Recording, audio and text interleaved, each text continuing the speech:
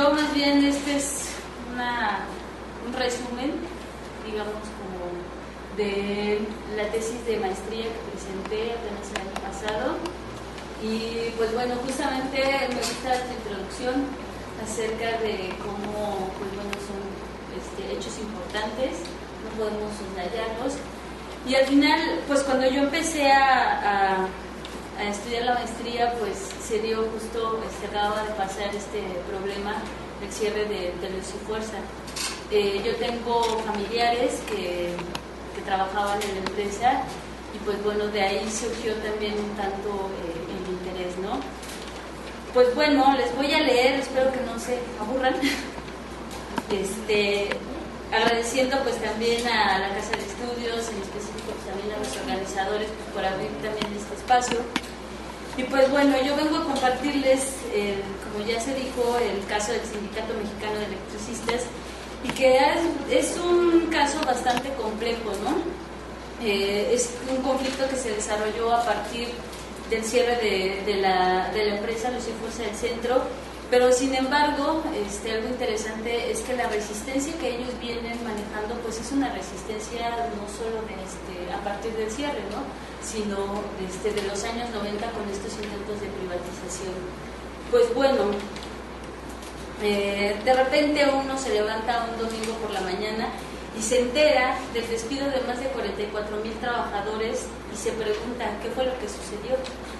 Resulta, grosso modo, que el 10 de octubre del 2009, aprovechando el momento de tensión del sindicato por las elecciones de secretario general, y así también aprovechando el partido de fútbol de la selección mexicana, que a decir de algunos fanáticos, pues era definitorio para su pase al Mundial, la entonces Policía Federal ocupaba las instalaciones de la compañía de Luz y Fuerza.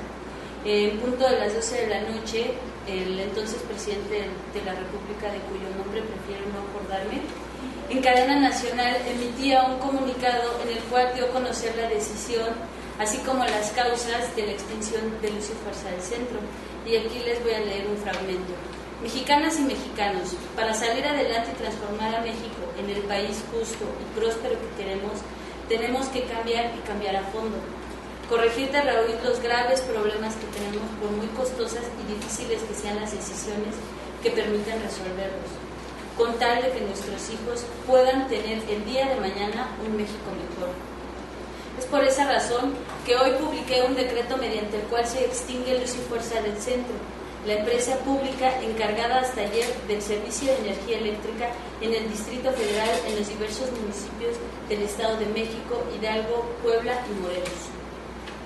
Bueno, pero la conmoción del despido de la noche a la mañana fue opacado por una guerra mediática en contra de los trabajadores electricistas, una campaña de justificación del decreto utilizando de manera parcial a los medios de comunicación, pues estos únicamente hicieron mención a los televidentes y radioescuchas de los malos tratos que los trabajadores hacían hacia los usuarios, ¿no? Así como los trámites engorrosos, etcétera, etcétera, ¿no?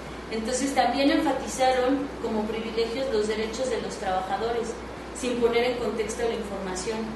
Destacaron la supuesta corrupción que imperaba en Luz y Fuerza.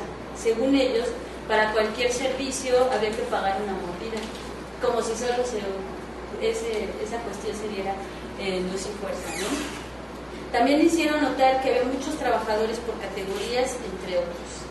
Finalmente, podemos decir que el propósito de los medios de comunicación pues fue ventilar que los salarios de los trabajadores eran muy altos, las prestaciones onerosas y todo esto para que el servicio fuera tan ineficaz.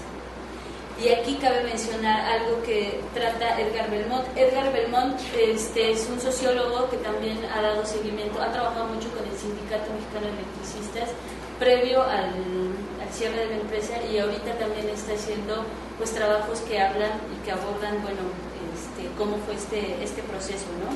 Entonces él tiene un trabajo que se llama Despido y sentimientos de injusticia, el caso de los trabajadores electricistas, y él menciona ahí: el caso de Luz y Fuerza es un claro ejemplo por responsabilizar al trabajador de la situación de la empresa, por identificar a los sindicatos y al contrato colectivo de trabajo como un obstáculo para la modernización o la competitividad de la empresa, ¿no? Y bueno, sin embargo, lo dispuesto por el gobierno federal sería reconocer los derechos de los trabajadores, así que ellos tendrían acceso a una liquidación justa, tomando en cuenta pues, la Ley Federal del Trabajo y su contrato colectivo. Lo que nunca se dijo es que esta supuesta liquidación no era más que una renuncia voluntaria y con ello pues perder todos sus derechos como trabajadores. Pero bueno, ante esto, ¿qué fue lo que hicieron los electricistas bajo este panorama? La respuesta del sindicato fue la de no reconocer el decreto presidencial y por lo tanto la liquidación. Algunos disidentes aceptaron la liquidación bajo la promesa de la recontratación en Comisión Federal de Electricidad. En tanto, la gran mayoría de los trabajadores pues decidieron ponerse en resistencia y realizar planes de acción para impugnar el mandato presidencial. Presentaron amparos para evitar que fuera definitivo el cierre de la empresa, así como el proceso de liquidación. Denunciaron ante la Junta de Conciliación y Arbitraje el despido injustificado de más de 44,000 trabajadores. El sindicato y sus agremiados esperaron a que las instancias legales correspondientes resolvieran sus demandas, principalmente el procedimiento que revertía el proceso de liquidación, así como la injustificación, así como la injustificada acción de cerrar o extinguir la empresa, ¿no?, que había hecho el gobierno federal.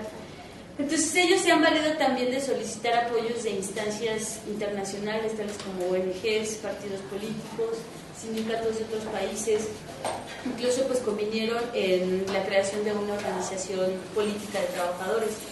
La última esperanza de los agremiados estaba puesta en la Suprema Corte de Justicia, la cual pues rechazó que Comisión Federal de Electricidad tuviera que ser el patrón sustituto y por tanto pues canceló una vía para la solución del caso, ¿no? Aunque aún existe pues la mesa de negociaciones con Gobernación para buscar pues una posible solución.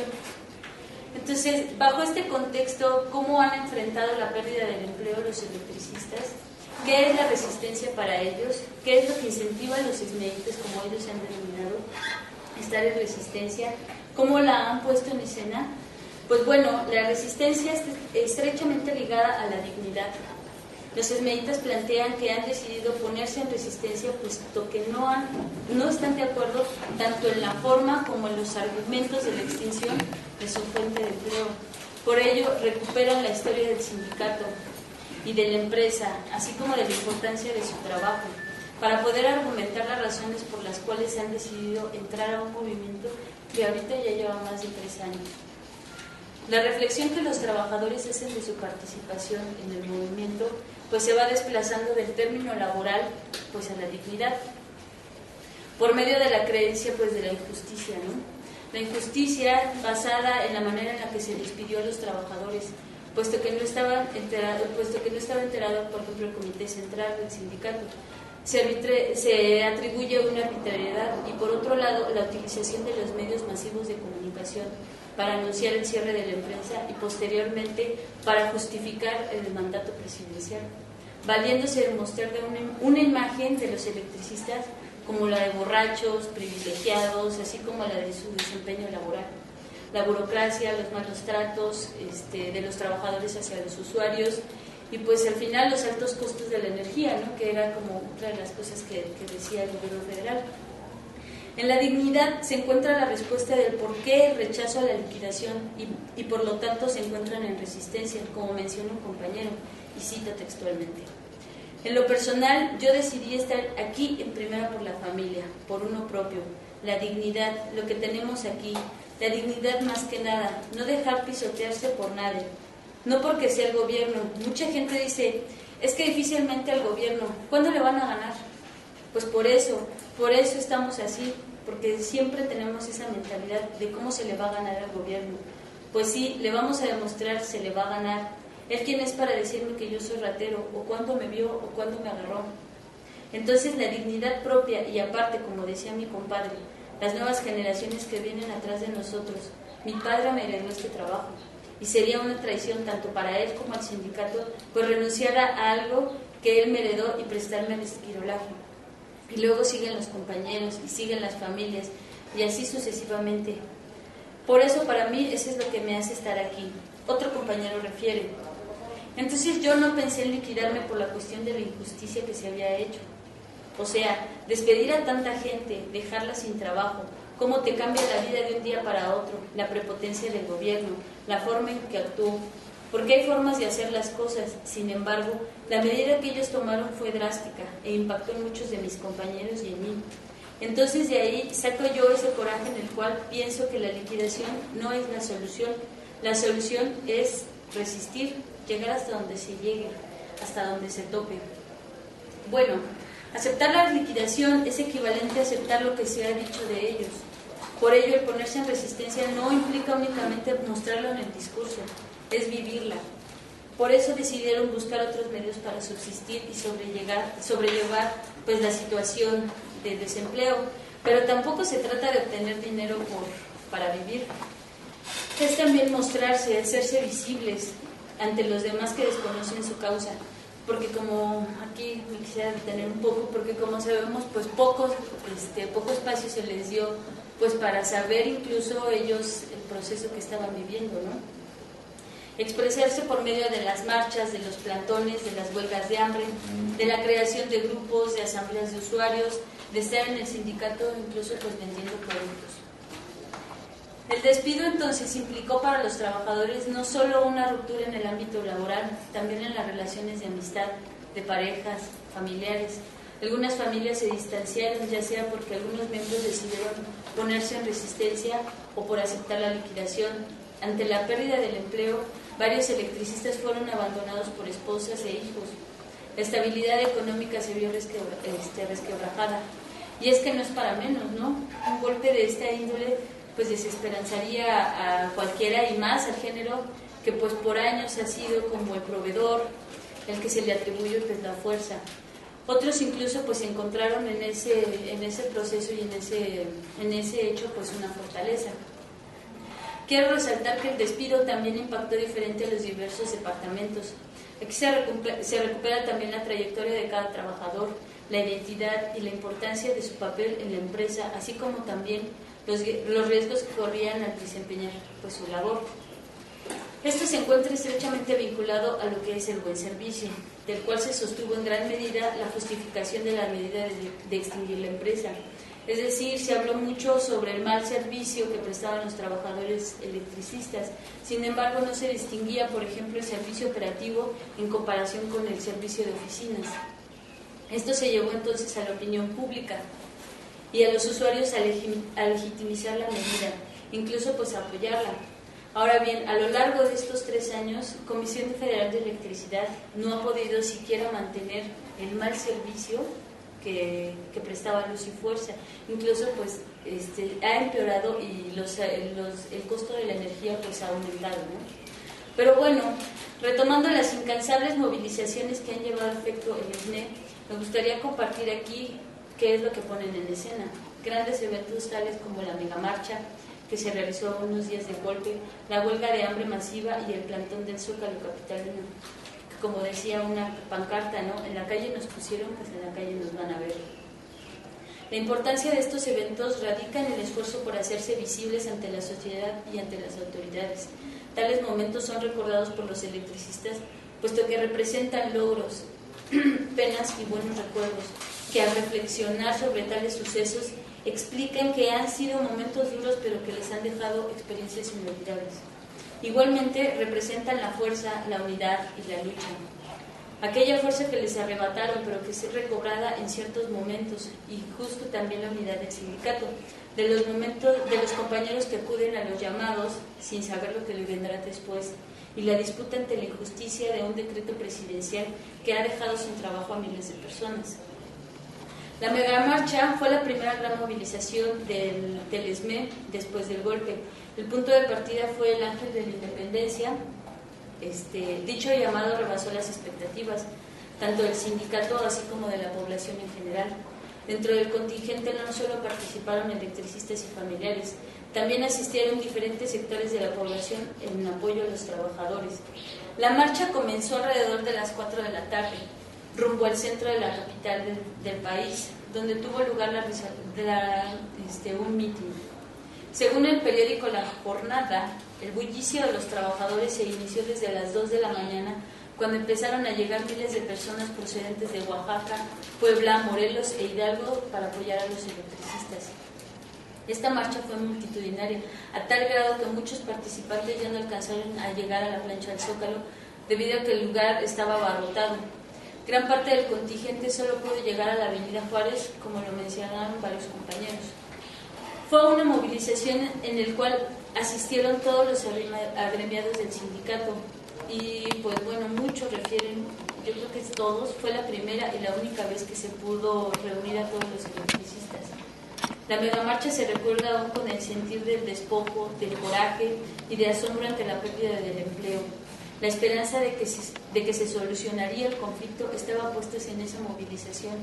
La incertidumbre que vivía cada persona fue compartida, menciona un compañero en Resistencia. Íbamos como sonámbulos, pero sabíamos que la fuerza y la unidad nos iban a devolver el empleo, porque nunca has perdido. Tú tienes cierta seguridad y el índice es favorable a ti. Así, por número vas ganando, pero te dio el trancazo un enemigo muy fuerte. El recuerdo de la marcha, así como la huelga de hambre y el plantón del Zócalo, tienen un gran peso, puesto que han marcado logros y fracasos. Sin duda, la desilusión más grande ha sido la de aún seguir sin poder contar con su fuente de empleo, así como el desgaste físico y mental que se hace presente. El apoyo fue evidente. Muchas personas ajenas al sindicato participaron en la movilización por diversos motivos. Había inconformidad, y es que aquí es como un momento, o era como una cuestión muy especial, ¿no? Porque así como había una inconformidad con lo que pasaba, o sea, el despedir a tantos trabajadores de la noche a la mañana, así como que ya se acaba y búsquele por otro lado, pues también había una inconformidad con el mal servicio, ¿no? que prestaba Luz y Fuerza. Cuando se les pregunta sobre la megamarcha, pues no hay persona que niegue su asistencia a ella. Después de esta se llevaron a efecto 2 huelgas de hambre. La primera fue realizada por mujeres, todas ellas cisneitas en Resistencia. En total fueron 11 mujeres, aunque posteriormente se adhirieron otros compañeros varones. Ya no supe el total de los compañeros que estuvieron en esa huelga. 6 hombres. ¿6 hombres? Ok, entonces eran que 17, ¿no? Entonces esta se inició el 23 de noviembre del 2009 y finalizó el 9 de diciembre dentro de salud como para poder participar. Muchos de los que participaron comentan su intervención con orgullo. Su intervención con orgullo, incluso les da cierto estatus entre el resto de sus compañeros. Recuerdan lo difícil que fue dejar de comer ante la tensión del movimiento y la incertidumbre de saber si la apuesta de la huelga llevaría a la restitución del empleo. Su fuerza y el coraje eran sus mejores aliados, pero pues al final pues tu salud y tu vida, ¿no? Tu propia vida, ponerla en juego así.